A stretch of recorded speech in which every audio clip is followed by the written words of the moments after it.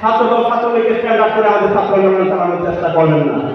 আমাদের ছাত্র আন্দোলনকে বিনির্মাণের জন্য যা যা প্রয়োজন, আশা করি আজকের এই সভা শেষ হওয়ার পরে আপনারা সিদ্ধান্ত নেবেন। আগামী রমজানের আগে আপনাদের কাছ থেকে সিদ্ধান্ত শুনতে চাই। আর যদি সিদ্ধান্ত শুনতে আপনারা না দিতে পারেন, কেন্দ্রীয় ছাত্র আন্দোলনের ভর্তিত সভার আয়োজন করেন, দেব ঘোষণা করেন, বঙ্গবীরকে উপস্থিত রেখে ছাত্র আন্দোলনের কেন্দ্রের ভর্তিত সভা করেন। সেখানে আমরা ছাত্রদের প্রতিনিধিরা আমাদের কথা বলবো, আমাদের নেতা নির্বাচিত করবো, আমাদের সংগঠনকে গোছানোর জন্য, চালানোর জন্য, বাংলার ছাত্র সমাজের অধিকার আদায়ের জন্য।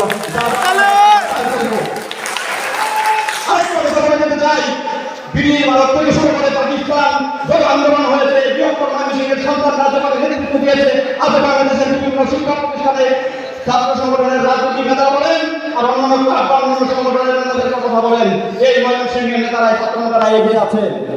আমি বিগত একদিন আগে গত পরশু চাকরিতে যোগদানের বৈষম্য 35টায় আন্দোলনের নেতৃত্ব দেওয়ার সুযোগ আমারও হয়েছিল।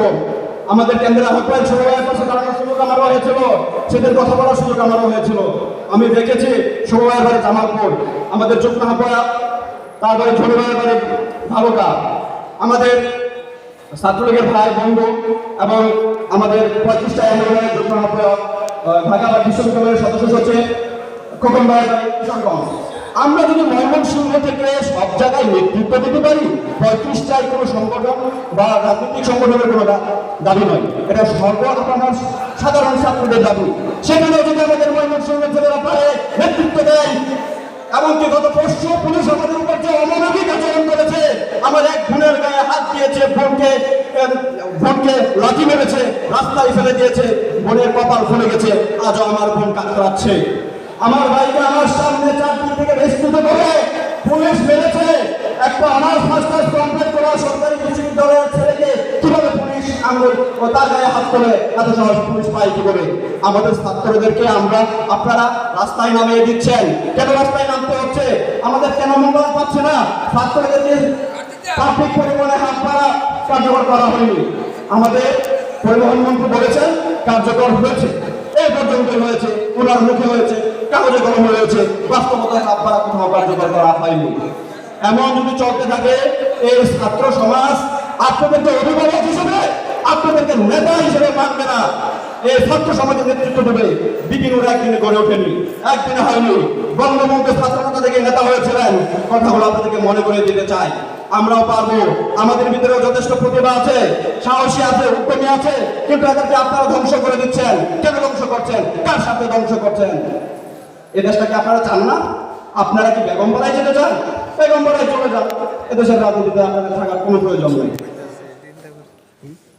যদি এ দেশকে ভালোবাসেন, জাতিকে ভালোবাসেন, ভবিষ্যতের কথা চিন্তা করেন, তাহলে এখনই যা করণীয় করেন, আমাদেরকে ধ্বংস করে দেবেন না। ছাত্ররা যদি জেগে না ওঠে, ছাত্ররা যদি সংগঠিত না হয়, ছাত্ররা যদি ন্যায় অন্যায় না বোঝে, ছাত্ররা যদি হিতাহিত জ্ঞান না থাকে, ছাত্ররা যদি আপনাদের কাছ থেকে কিছু শিখতে না পারে, না শিখে যান, এই কাজে অন্ধকারে করতে হবে। এদেশের সবচেয়ে বেশি ক্ষতিগ্রস্ত হয়েছে শিক্ষা ব্যবস্থা। পাঠ্যকার্যক্রম পরিবর্তন করে শিক্ষা ব্যবস্থাকে একেবারে পিছিয়ে দেওয়া হয়েছে। আমরা যেভাবে পড়াশোনা করেছি, দিন রাত পড়াশোনা করে, দৈনিক 8 ঘন্টা 10 ঘন্টা 12 ঘন্টা পড়াশোনা করে আমরা এ প্লাস পাওয়া কঠিন হয়েছে, কষ্টকর হয়েছে। এখন নাকি যদি ছেলে নাকি পরীক্ষা দিলেই এ প্লাস পাই, গোল্ডেনের সরাসরি গোল্ডেন এ প্লাস পেলেও কিনা বিশ্ববিদ্যালয়ে কি আবেদন করতে পারে না, জাতীয় বিশ্ববিদ্যালয় ভর্তি হতে হয়। বন্ধুগণ, আপনাদেরকে আহ্বান জানাই, মনের দুঃখ ক্ষোভ ভুলে যান।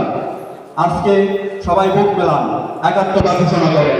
ছাত্র আন্দোলনকে যেমন নির্মাণ করতে হবে, কৃষক শ্রমিক জনগণের প্রত্যেকটা সহযোগী সংগঠন এবং কৃষক শ্রমিক জনতাকে বিনির্মাণের প্রতিজ্ঞা নিয়ে আমাদের নেতাদের পাশে দাঁড়িয়ে নেতাদের হাতকে শক্তিশালী করে আপনারা এগিয়ে যাবেন। ধন্যবাদ সকলকে। আসসালামু আলাইকুম।